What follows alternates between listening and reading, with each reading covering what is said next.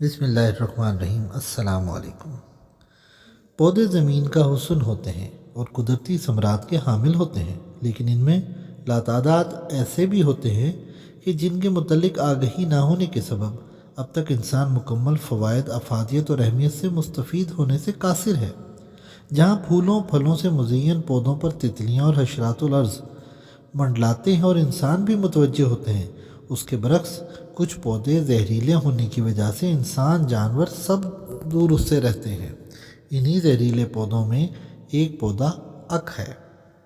اک کے پودے کا ہر حصہ انسان کے مختلف عوارض، ذبائش، قدرتی نکھار اور گھریلو ٹوٹکوں میں زمانہ قدیم ہی سے استعمال ہوتا رہا ہے، جس کے سبب اسے طبیب پودا بھی کہتے ہیں اور جدید میڈیکل سائنس میں فطری معالج کہا جاتا ہے۔ حالانکہ یہ ایک زہریلا اور جان لیوا پودا ہے۔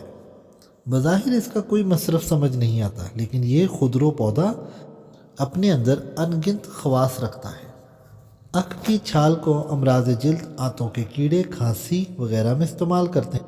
اس کا دودھ مسہل کے طور پر استعمال کرتے ہیں۔ اس کے ہول ہاضم، مقوی معدہ، مقوی باء، نزلہ دمہ میں نہایت مفید ہے۔ آک یا اک، کیلوٹروپس پروسیرا، عربی میں اشر، فارسی میں خرق، زہرناک، اردو میں آکھ، اکون، مدار، تیلگو میں مندرامو، سنسکرت میں مندار، سندھی میں اک، تیلنگی میں جلپنڈے، کنڑی مکاٹ پھل، بنگالی میں آکھنڈو، گجراتی میں آکھڈو اور انگریزی میں کیلیٹروپس ماڈر سویلو واسٹ۔ مشہور عام پودا ہے۔ قد عموماً 1 گز ہوتا ہے۔ پتے چوڑے اور موٹے، برگد کے پتوں کی مانند۔ ٹہنی یا پتا یا پھول توڑنے سے دودھ نکلتا ہے۔ اطراف میں جڑ کی بنسبت زیادہ دودھ نکلتا ہے۔ پھول چھوٹا اور پتی دار، مشابہ نرگس کے پھول کے۔ درمیان میں لونگ کے سر کے مانند ایک شے ہوتی ہے جس کو آنکھ کی لونگ یا کرمفل مدار کہتے ہیں۔ پھل آنکھ کا ڈوڈا، مشابہ آم کے ہوتا ہے۔ تخم چپٹے، سیاہی مائل دال ارہر کے برابر ہوتے ہیں۔ سنبل کی روئی کی مانند روئی نکلتی ہے۔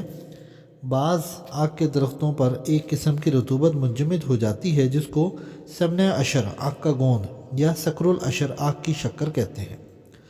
محققوں نے دریافت کیا ہے کہ اس کا جزو موثرہ ایک زرد تلخ رال ہے اور اس میں کوئی الکلائیڈ نہیں پایا جاتا۔ کیمیائی تجزیہ: کڑوی گوندیں، ایکونڈرن، کیلوٹراپن، اسچارن، کیلوٹاکس اور کیلکٹن۔ انزائم: الفا انزائم کیلوٹراپیول، بیٹا انزائمل کیلوٹراپیول، بیٹا انزائم ایمائرین، کیلشیم آکسیلیٹ، نائٹروجن، گندھک۔ مزید 2 اجزاء جو جڑ کے چھلکے میں پائے جاتے ہیں: مدار ایبلن، مدار فلوایبل، اور اس کی مقام پیدائش پاکستان، ہندوستان کے زیادہ تر بنجر زمینوں اور ریگستانوں میں پایا جاتا ہے۔ پنجاب میں شہری علاقوں میں بھی پایا جاتا ہے۔ موسم گرما میں بکثرت ہوتا ہے۔ رنگ سبز، پتے سفیدی مائل، پک جانے پر زرد رنگ کے ہو جاتے ہیں۔ پھول سفید، اندر سے اودے رنگ کے، بعض سرخی مائل۔ ذائقہ تلخ، تیزی مائل مزاج، دودھ گرم اور خشک چوتھے درجے میں، پھول، شاخیں، جڑیں اور پتے وغیرہ تیسرے درجے میں۔ عقلاً شربن ممنوع ہے۔ الخاص الخاص حالت میں شیر آنکھ 1 سے 2 قطرہ تک، جڑ کی چھال 250 سے 625 ملی گرام تک، پھول 100 ملی گرام سے 375 ملی گرام تک۔ جو شاندہ میں پتے یا چھال کو 3 سے 5 گرام تک استعمال کرتے ہیں۔ اس کا مسلح دودھ، گھی۔ افعال و استعمال میں تازہ پتے مسکن علم اور سردی کے اورام کو تحلیل کرتے ہیں۔ دودھ لاذ اکال مقرع گوشت کھا جاتا ہے اور جلد میں زخم ڈالتا ہے، بالوں کو گراتا ہے۔ دودھ دانت، بواسیری، مسوں اور گنج کے لیے مفید ہے۔ دانت درد کو تسکین دیتا ہے، پیٹ کے کیڑوں کو مارتا ہے۔ تیل میں اس کے پتے کو روغن کنجد کے ہمراہ پکا کر صاف کر کے لگانا جوڑوں کے درد کو مفید ہے۔ پھول ہاضم اور قاطع بلغم ہیں اور اکثر امراض معدہ اور ذیق و نفس کے درد کو مفید ہے۔ نیز محلل اور مسکن ہونے کی وجہ سے دیگر ادویہ کے ہمراہ تیل تیار کر کے وجع المفاصل اور درد کمر وغیرہ میں مالش کرتے ہیں۔ پھول کا اندرونی چوکور بطور ساگ کھانا ریاحی امراض میں مفید ہے۔ مفصل مقوی ہے، دھونی مچھروں کو بھگا دیتی ہے۔ اب بیشر اور روغن گل آنکھ اس کی مشہور مرکبات ہیں۔ اس کا دودھ قریب جسم کے 4-5 گرام تک کھانے سے ہلاکت واقع ہو جاتی ہے۔ شیر آنکھ کی مقدار خوراک کے 1-2 قطرے سے تجاوز نہ کرنی چاہیے۔ اس کی بڑی مانگ ہوتی ہے اور یہ 2 سے 3 دنوں میں ایک بوتل نکالا جا سکتا ہے، جس کی مالیت تقریباً 2000 روپے ایک بوتل ہوتی ہے۔ معدے میں مان و زخم ڈال دیتا ہے جس سے مریض ہلاک ہو جاتا ہے۔ چنانچہ دختر کشی کی مجرمانہ نیت سے نوزائیدہ لڑکیوں کو آنکھ کا دودھ پلایا جاتا رہا ہے۔ اگر غلطی سے زیادہ مقدار کھا لی گئی ہو تو اس کی سمیت زائل کرنے کے لیے گھوکرو کا شیرہ نکال کر فوراً پئیں۔ جڑ کی چھال کاتے، مخشی اور منقی ہونے کی وجہ سے ہیضہ میں بھی استعمال کی جاتی ہے۔ چنانچہ بعض اطباء اس کو فلفل سیاہ کے ساتھ پیس کر پودینہ کے پانی میں نخودی گولیاں بنا کر ایک گولی ہر 15 منٹ کا وقفہ دے کر کھلاتے ہیں تاکہ مواد فاسدہ کو قطع کر کے بذریعہ قے خارج کر دے۔ اس کا اثر ایپیکاک کے مانند ہوتا ہے، اس لیے جڑ کی چھال کا سفو بطور پلوس ایپیکاک استعمال ہوتا ہے۔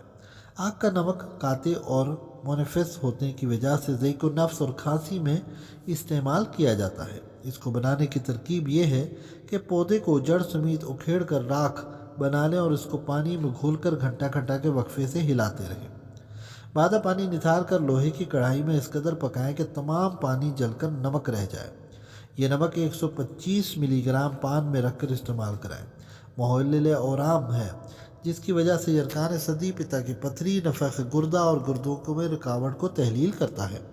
امان میں خشکی اور سوزش کو دور کرتا ہے۔ دافع درد ہونے کی وجہ سے آنکھ کی مالش کی جائے تو درد میں فوراً تخفیف ہو جاتی ہے۔ گردہ کی پتھری کا درد، پتا کی پتھری کا درد نقرس میں آرام دیتا ہے۔ ٹی بی اور دمہ، ہاتھ پاؤں کا پھٹنا میں مفید ہے۔ اس کی دنیا بھر میں 200 سے زائد اقسام ہیں۔ ایسے افراد جن کے پیروں میں جلن یا بدبو آتی ہو، بدن کی حدت میں مبتلا ہوں، وہ آنکھ کے پتوں کو پیروں کے تلووں میں کسی دھاگے سے باندھ لیں اور 3-4 دن یہ عمل کریں، شفایاب ہوں گے، لیکن احتیاط کے ساتھ۔ آنکھ کے پودے کا سایہ زمین کے جتنے حصے پر پڑتا ہے اس جگہ کی مٹی بادی دور کرنے کی صلاحیت رکھتی ہے، اور اگر وہ مٹی کسی برتن میں گرم کریں اور ایک کپڑے پر پھیلائیں اور اس کے اوپر دوسرا کپڑا بچھا کر اس کے اوپر لیٹنے سے کمر کے بل لیٹنے سے کمر درد کو فائدہ ہوتا ہے۔ آنکھ کے پتوں کی دھونی سے مچھر بھاگ جاتے ہیں۔ اس پودے میں اتنے زیادہ فوائد ہیں کہ اس کی اثر نو جدید تحقیق بہت ضروری ہے۔ آج کے لیے اتنا کافی، دعا میں یاد رکھیے گا۔ اللہ حافظ۔